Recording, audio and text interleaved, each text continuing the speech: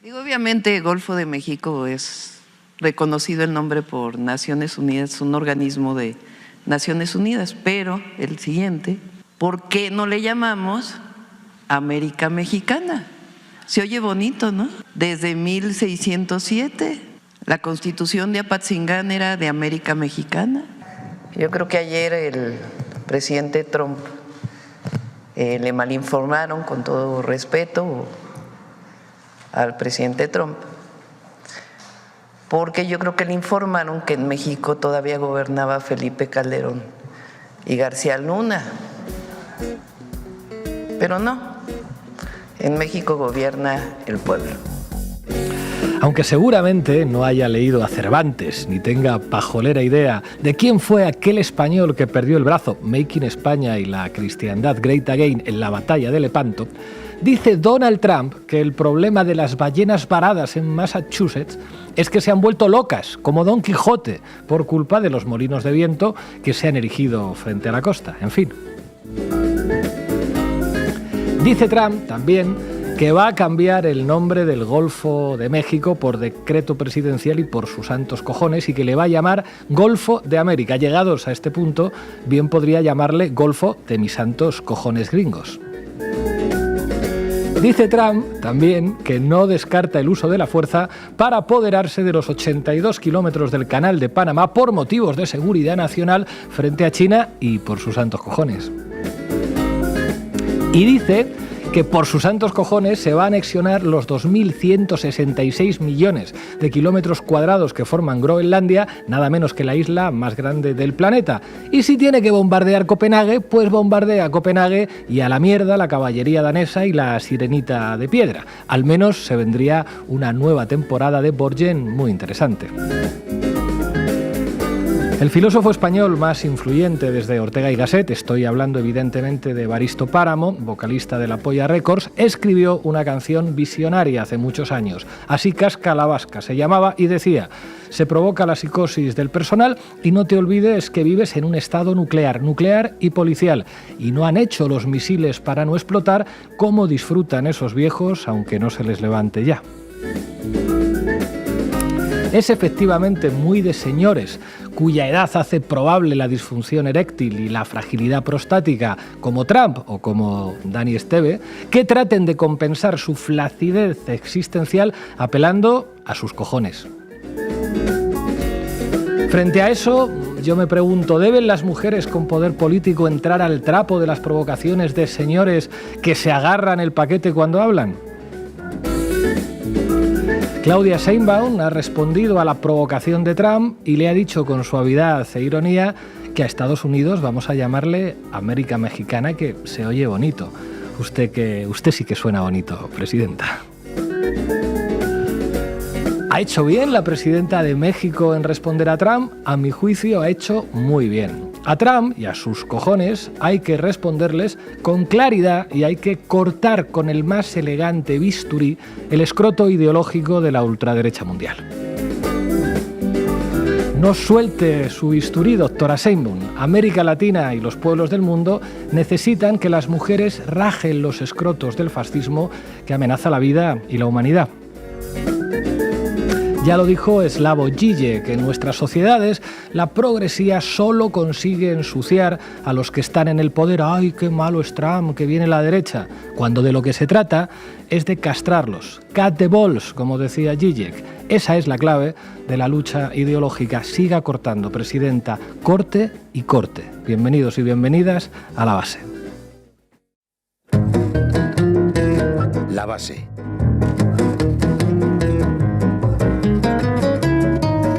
Un día más en La Base cortando escrotos. Ina Finogénova, vamos a cortar algo. Está afilado tu bisturí hoy. Afilado desde esta mañana, sí, vamos a repasar algunas declaraciones, algunas respuestas. Vamos a comparar también la respuesta de Claudia Sheinbaum con las que recibió Trump de Canadá y de la Unión Europea. Manu Levín, ¿qué nos traes? ¿Qué tal, Pablo? ¿Qué nos cortas? que nos cortas. Bueno, vamos a ver quiénes se cortan a la hora de hablar de esto, en qué lenguaje lo hacen, de qué manera, y si eso nos parece similar a cómo hablan esos mismos medios de otros países y de ciertos otros líderes políticos. Hoy volvemos a conectar con Ciudad de México, esta vez con Daniela Pastrana, periodista del Consejo Editorial de Canal Red. Arrancamos, Xavi. ¿A qué me invitan? El análisis internacional de Ina Afinogénova. Todo tuyo.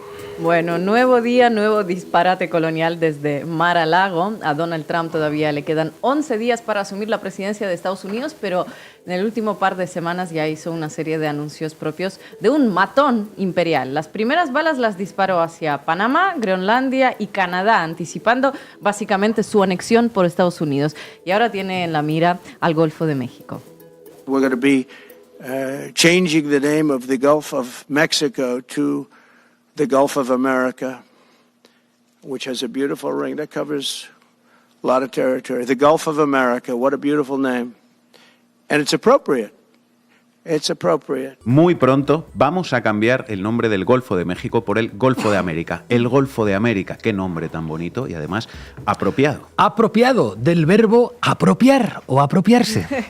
No dio más detalles, no dijo cómo ni cuándo se llevaría a cabo el cambio, pero poco después de esta intervención la legisladora republicana Marjorie Taylor Greene ya estaba refrendando el desvarío de su jefe. Presentaré un proyecto de ley lo antes posible, ASAP, para cambiar oficialmente el nombre del Golfo de México a su nombre legítimo, el Golfo de América. Eso de si es legítimo o no es legítimo está por ver. Claro, en este nuevo orden mundial basado en la ley del matón que sea más matón y que tenga más cojones, cada uno puede sacar mapas de hace 300, 400 o 500 años o los libros sagrados que mejor le convengan y fundamentar así sus anhelos expansivos sobre lo que sea, monopolio incluido. El caso es que esta nueva estracanada de Donald Trump se suma a otras que salieron de su boca pocos días antes, ¿verdad, Ina? Sí, como ya les contamos, va poco a poco subiendo las apuestas. Empezó con el tema de los aranceles y los migrantes y ya está directamente amenazando la integridad territorial de otros estados. Primero la de Panamá, luego la del territorio autónomo de Groenlandia, luego de Canadá y ahora resulta que el Golfo de México no es en realidad de México. Todos son muestras de que el verdadero peligro imperial está como siempre al norte del continente americano y quien va a mandar allí a partir del 20 de enero no va de aislacionista, sino que se trata del más agresivo colono. Y tengamos por seguro que el colono no va a parar por sí solo. ¿Le parará acaso Europa viendo todo su despliegue verbal sobre Groenlandia? ¿Le dirá algo Canadá, que es el país vecino y al que le está metiendo el dedo en el ojo desde hace semanas? Lo dudo. Presidenta, por favor, no suelte el bisturí. De momento, el único que le está diciendo, oiga, no se pase, señor, es precisamente México, la primera presidenta mujer, nada menos.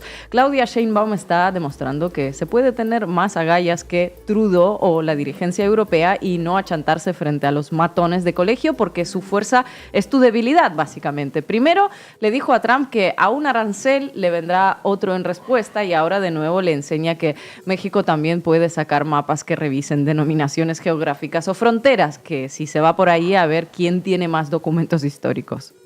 Digo, obviamente Golfo de México es reconocido el nombre por Naciones Unidas, un organismo de Naciones Unidas, pero el siguiente, ¿por qué no le llamamos América Mexicana? Se oye bonito, ¿no? ¿Verdad que sí? Desde 1607 la Constitución de Apatzingán era de América Mexicana. Y Golfo de México, pues, desde 1607 y además está reconocido internacionalmente. Bueno, yo creo que ayer el presidente Trump le malinformaron, con todo respeto al presidente Trump, porque yo creo que le informaron que en México todavía gobernaba Felipe Calderón y García Luna, pero no, en México gobierna el pueblo. Con este mapa del siglo XVII, la presidenta y el historiador José Alfonso Suárez del Real explicaron que básicamente toda la parte norte del continente americano se llamaba así de bonito, América Mexicana. En 1607 ya era así antes de que se poblase Virginia. Pues se oye mucho más bonito América Mexicana, efectivamente. Aquí nos gusta. Make America Mexicana Again, eso también suena muy bonito, ¿eh? Mama. Make America. Oh, mama. México Again, ¿no? Al margen de las ironías, hay otro dardo en esta respuesta de Sheinbaum. Dijo que Donald Trump debe estar pensando que México todavía es gobernado por Felipe Calderón y Genaro García Luna, pero no, en México gobierna el pueblo, dijo. Felipe Calderón, que hoy alecciona sobre la democracia desde España, país en el que reside, abrió durante su sexenio la puerta triunfal de México a Estados Unidos en un ejercicio de subordinación habitual para los neoliberales latinoamericanos. Su secretario de Seguridad Pública, a quien puso de encargado para librar la guerra contra el narco, que se saldó con miles de muertos y desaparecidos, fue sentenciado hace 3 meses a 38 años de cárcel por sus vínculos con el narco. Con esta gente estaban acostumbrados a tratar los gringos, claro, pero se acabó y además se lo están diciendo a la cara que se acabó. Se acabó, México se lo dice a la cara sin rodeos, a diferencia de la Unión Europea o de Canadá, porque tiene claro que las respuestas dóciles y el vasallaje le animan a Trump a más y más y más reclamos estúpidos. Por poner un ejemplo y para que comparemos, cuando Trump publicó en su red Truth Social que convertir Canadá en el estado número 51 sería una gran idea, las reacciones tanto de Trudeau, que vale, ya no pinta nada, pero pintaba hasta hace unos días, como de su adversario político Pierre Poilievre, se podrían resumir en un esto no va a suceder porque somos muy amigos y mucho amigos y todos nos beneficiamos de nuestra entrañable amistad. Y claro, llamar mejor amigo a quien te está diciendo que se te va a comer, no sé si es la mejor estrategia para que cierre la boca. Es un poco como el meme ese del lobo abrazando a la oveja y diciéndole, si lo estás pasando tan mal, te puedo comer. La respuesta de la Unión Europea a las pretensiones trumpistas referentes a Groenlandia tampoco pinta mucho mejor. Nos lo contarán mañana con más detalle las compañeras de la base Comanche, pero, en fin, que Ursula von der Leyen, Kaja Kallas y demás aguerridas líderes están más pendientes de Rusia y de China que de esto. Eso es. Lo único que logró formular la Comisión Europea a través de su portavoz Anita Hipper en reacción a las amenazas de Trump es que hay que respetar la soberanía de los estados y que Bruselas trabajará con la administración estadounidense para lograr una agenda transatlántica más sólida. I mean, what are you waiting for? Are you waiting for American Marines to land in Greenland? Is that when it ceases to be hypothetical? Many threats and which did not materialize, and we don't see any need at this moment in time to go beyond what we have said. ¿Estáis esperando el desembarco de la Marina estadounidense en Groenlandia o cómo es eso? Que no va a pasar, que no va a pasar, circulen. Vamos, que Europa está poniendo la otra mejilla a quien amenaza con invadir Europa, básicamente. Algo que al parecer Trump espera también de México, pero en este caso parece que pica en hueso una y otra vez.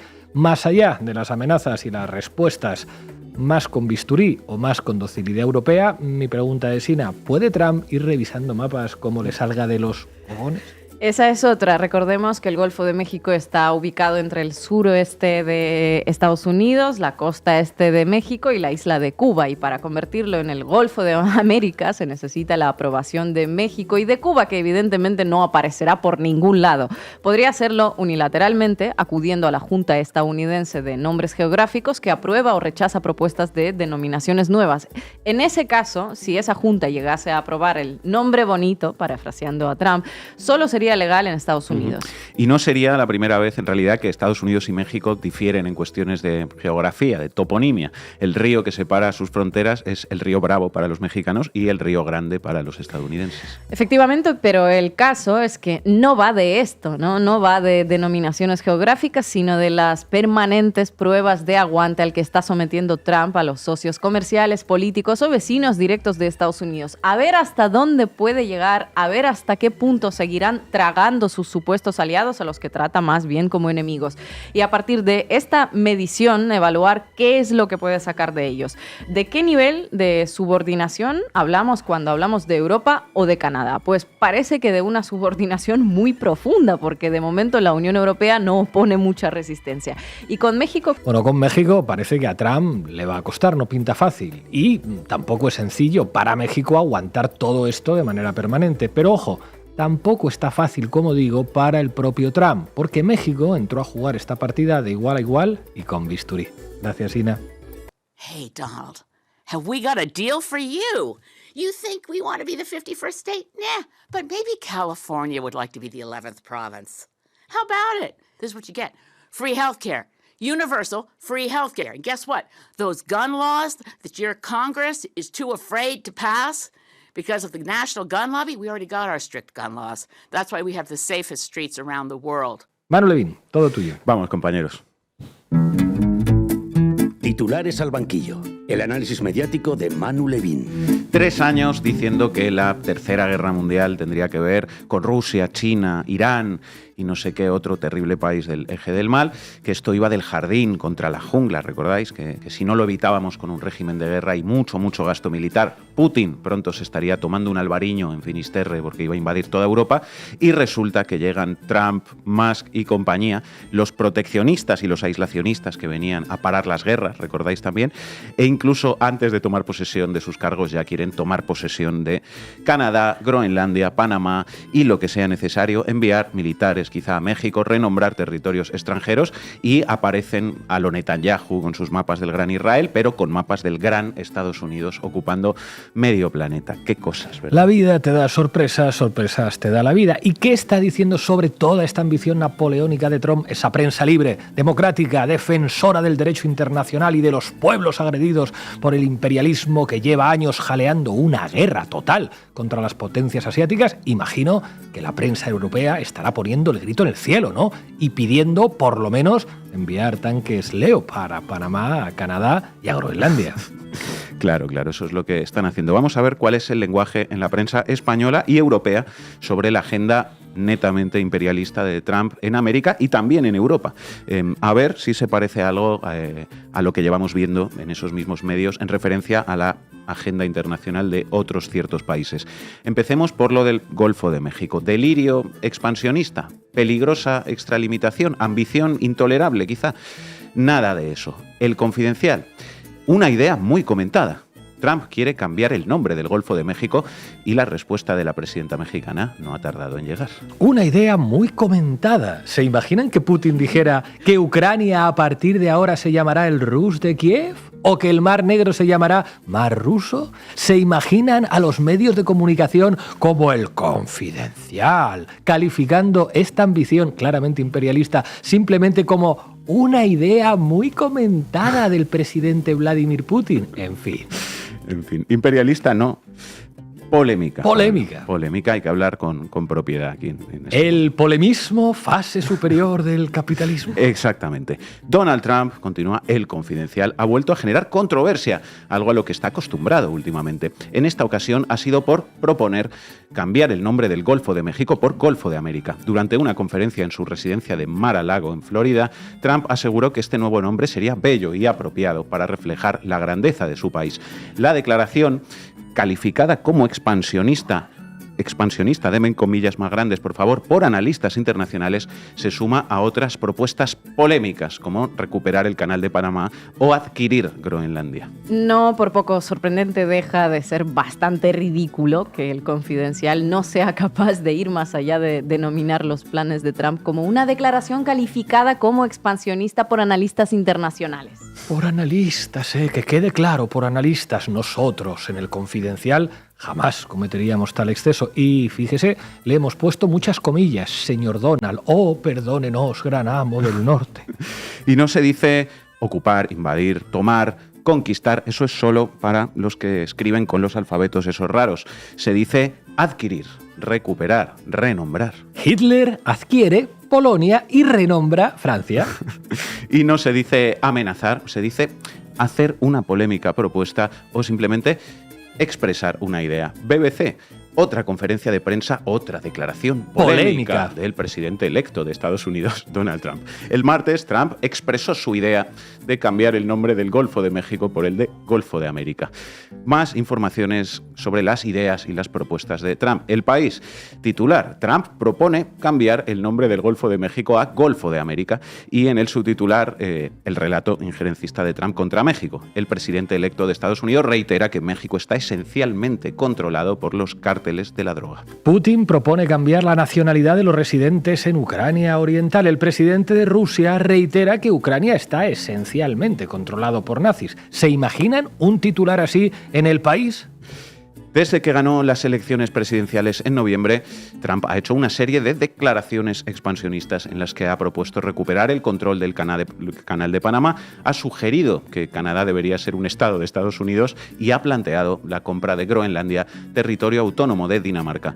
Este martes ha propuesto un cambio de nombre al Golfo de México, que según él debería empezar a llamarse Golfo de América. Estados Unidos no amenaza españoles, sugiere, declara, plantea, expresa. ¿Qué periodismo tenemos?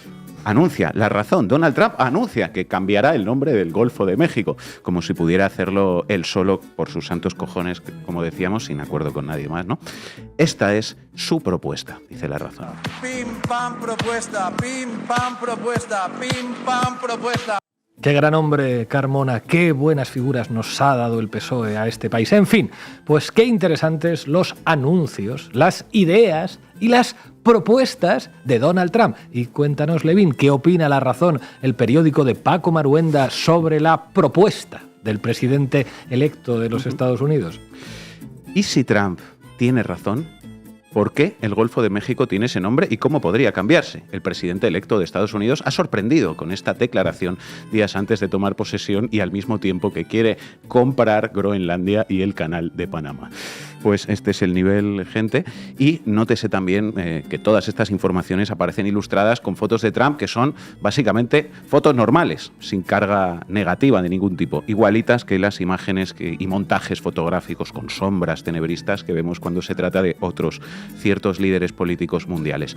Y dejemos ahora un momento el tema del Golfo de México para centrarnos en algo que ya mencionábamos, y son las amenazas de Trump de ocupar Groenlandia, una isla que hoy, aunque es un territorio autónomo, pertenece a Dinamarca, país europeo y país fundador de la OTAN además.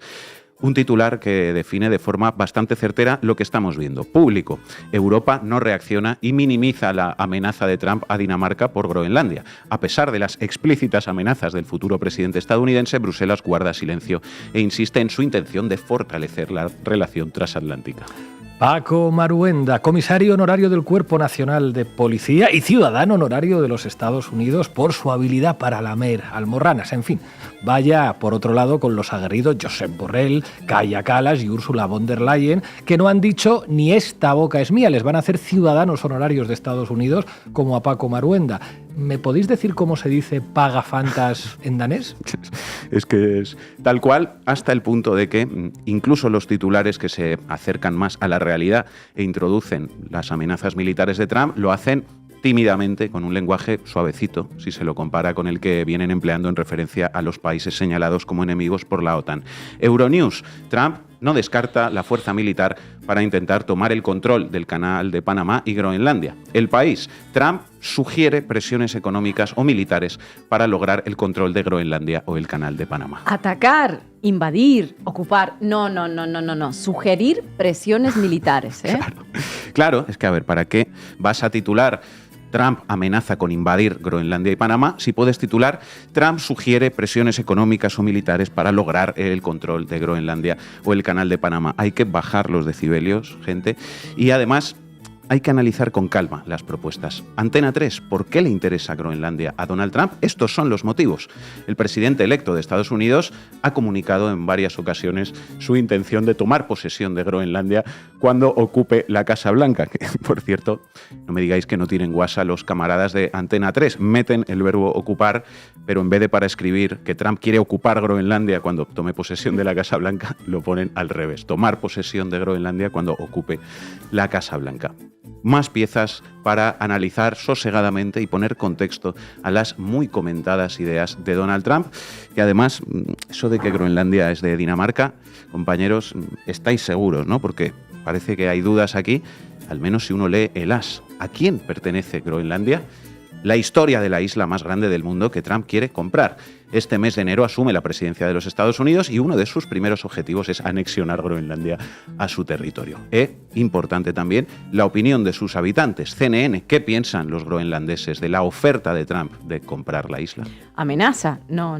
Oferta. Te haré una oferta que no podrás rechazar. En fin, llegados a este punto, sigamos haciendo un ejercicio de imaginación. El país. Putin propone controlar Ucrania. ¿Qué opina la ciudadanía del Donbass sobre la oferta del presidente de Rusia? Aquí un poco de contexto. Conozca usted la historia de Ucrania. Nada de eso, evidentemente. Buenos y malos, luz y oscuridad, invasión, agresión, enviemos armas. La democracia mundial está en juego. Putin es Hitler. Poner contexto es escribir en cirílico y traicionar a Occidente. Ahora bien, que los Estados Unidos de Trump y Musk quieren mandar soldados a México otra vez con la misma patraña de la lucha contra el terrorismo, que quieren anexionarse Canadá y Panamá, ocupar Groenlandia y hasta el planeta Marte, analicemos esta polémica propuesta, esta controversial oferta, esta idea tan comentada. No son amenazas, son sugerencias, no son invasiones, son presiones económicas y militares. No es imperialismo, es solo un rebranding geográfico. Hay que tener en cuenta lo que opinan los groenlandeses, ¿no? Aprendamos sobre la compleja historia de Groenlandia.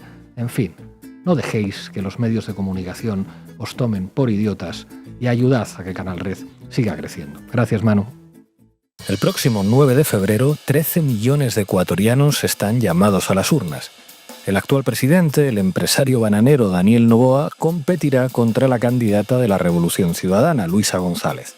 Se trata de unas elecciones que podrían hacer que el correísmo recupere la presidencia de un país que Rafael Correa dejó con los mejores índices económicos y de justicia social de toda su historia. Hoy hablamos con él sobre la situación de Ecuador y sobre las posibilidades de que el progresismo vuelva a ganar dentro de un mes. A vueltas con Rafael Correa.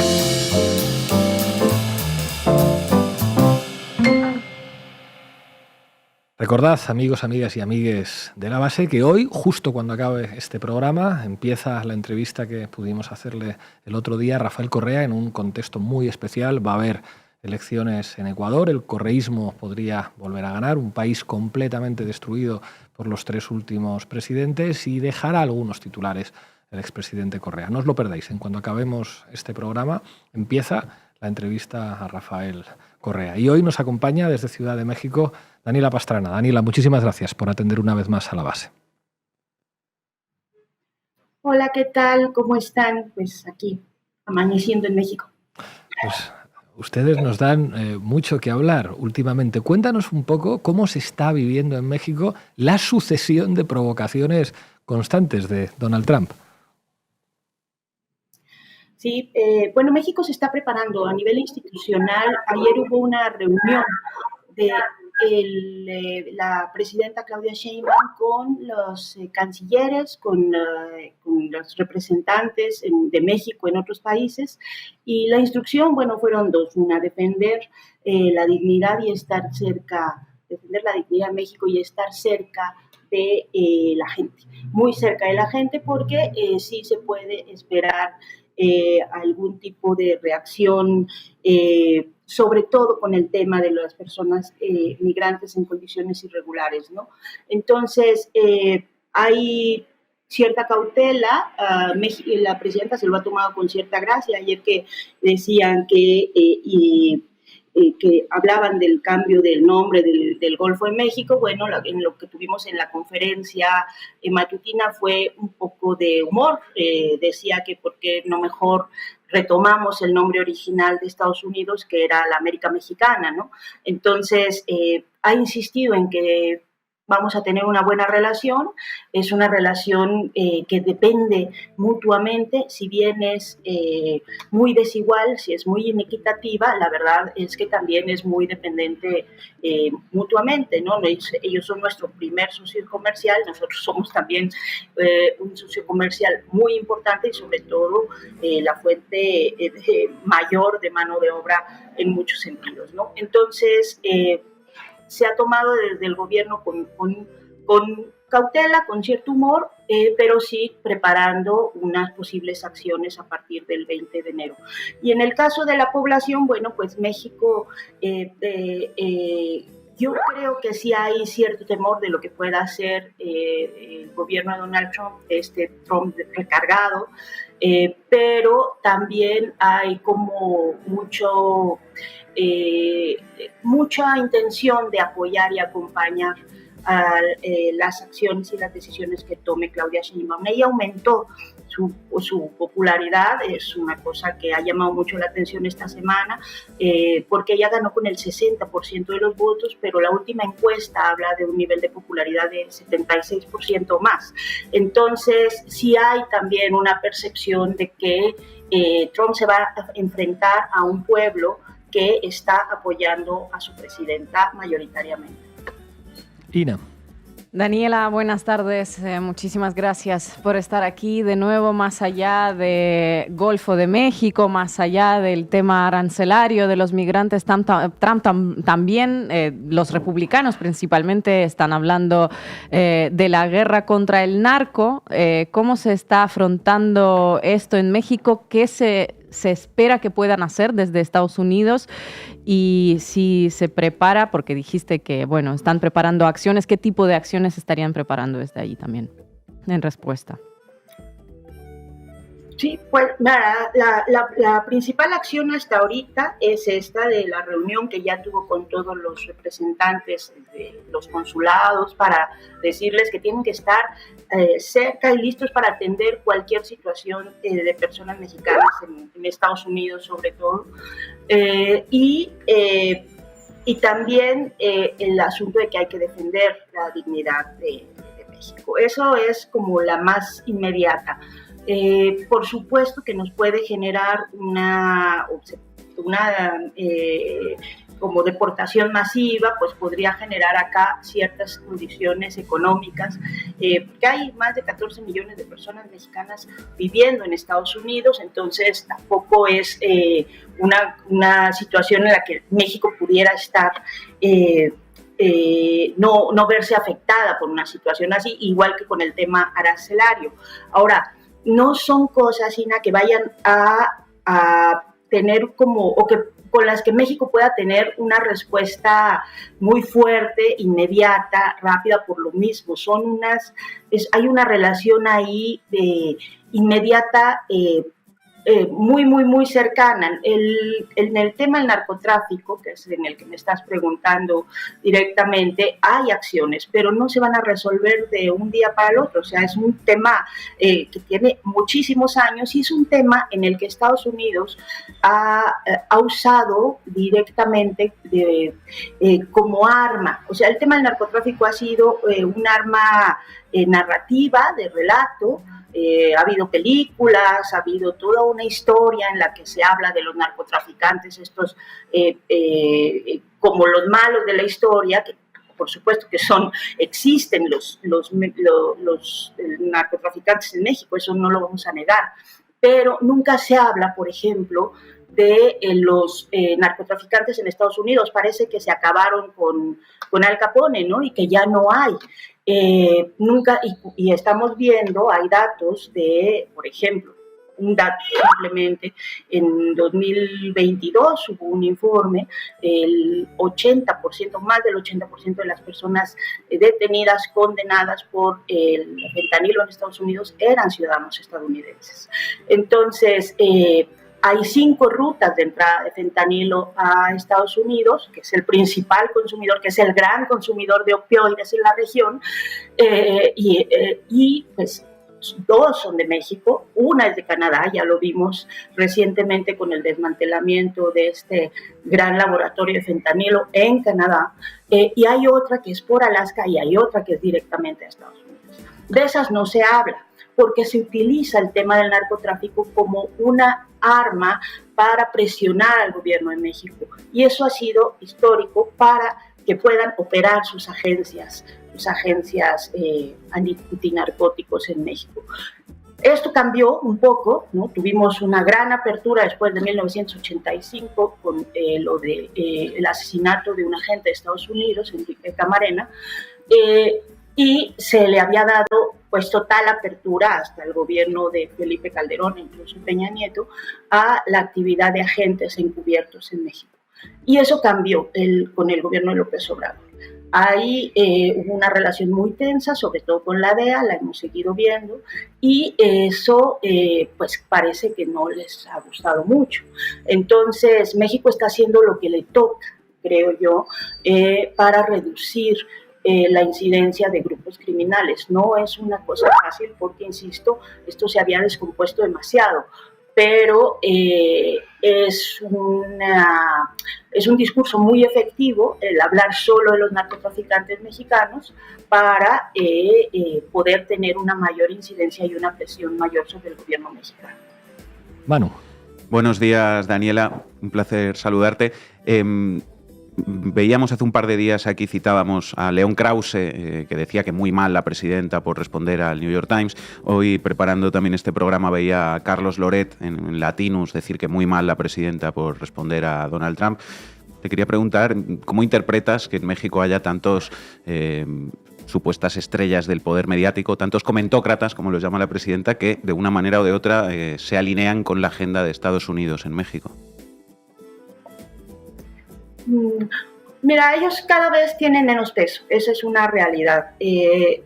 Han sido y han tenido la voz y los micrófonos en México durante muchísimo tiempo, pero cada vez lo que dicen y lo que opinan, si bien puedan tener, en el caso de Loret de Mola, mucha gente que lo sigue o aparentemente una audiencia muy grande, lo cierto es que cada cosa que dicen tiene cada vez menos peso en la opinión pública.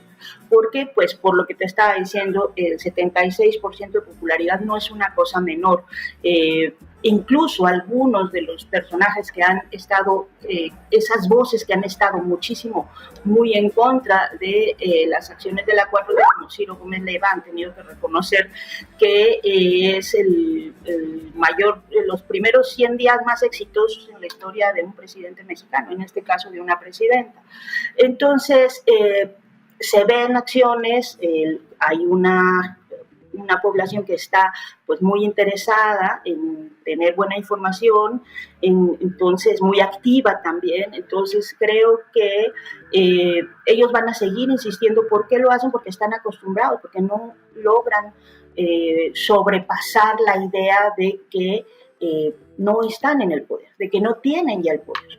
Entonces ellos insisten en hacer o en participar dentro de la vida pública, pero ya cada vez con menos importancia en lo que dicen. Hay, por supuesto, un sector de la población que todavía tiene mucho enojo por muchas cosas. Ahí tenemos nuestra derecha. Es muy lamentable que tengas que estar viendo a estos personajes o escuchando a estos personajes, porque no representan a la mayoría de los mexicanos, eso te lo puedo asegurar, pero creo que en la mayor parte de la población sí hay mucho entendimiento de lo que está pasando, hay muchas ganas de entender mejor y hay una decisión, insisto, de apoyar a Claudia Sheinbaum frente a las publicaciones del New York Times, frente a las publicaciones de Loret, frente a los dichos de Krause. Se entiende pues que hay una situación grave, que hay una situación sí delicada, porque al final de cuentas Donald Trump en esta segunda versión pues representa, creo yo, la cara más oscura de lo que es el norte global, de la blanquitud, ¿no? Es un proyecto político antagónico del que tenemos en México, del que ganó en México recientemente, que es un proyecto mucho más social, encabezado por una mujer que ha declarado el año de la mujer indígena, que está trabajando con los sistemas de cuidados. O sea, son dos proyectos muy antagónicos y es nuestro vecino, y además tenemos 40 años antes de la llegada de López Obrador de políticas neoliberales y de desmantelamiento de todo lo público, de seguridad social, de todo lo público del campo.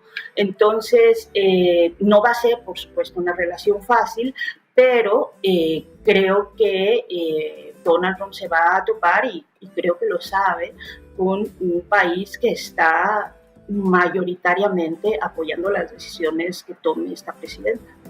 Daniela Pastrana, muchísimas gracias por atender una vez más a Canal Red y a La Base. Hasta pronto.